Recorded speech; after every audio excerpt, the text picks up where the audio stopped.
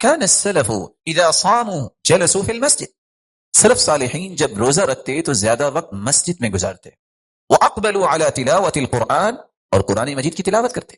اور یہ دوسرا کام ہے کثرت تلاوت القرآن، یہ شہر القرآن ہے، یہ مہینہ قرآن کا مہینہ ہے.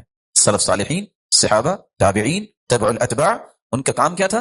روزہ رکھنے کے بعد مسجد میں زیادہ وقت گزارتے اور قرآن مجید کی تلاوت کرتے. اور کیا کہتے؟ وقالوا نحفظ صومنا ولا نغتاب احدا، اس طرح ہی ہم اپنے روزے کی حفاظت کر سکتے ہیں اور غیبتوں سے بچ سکتے ہیں.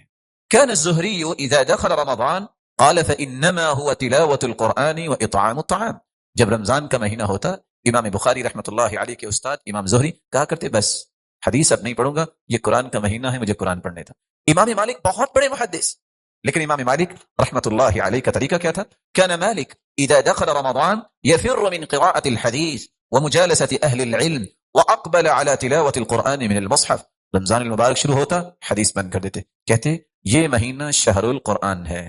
لوگوں کے پاس بیٹھنا، خواہ اہل علم تھے وہ بھاگتے تھے، کہتے تھے اس مہینے میں کام ہی ایک ہے، قرآن کھول کے بیٹھ جاؤ اور اپنے رب سے ہم کلام ہوئی.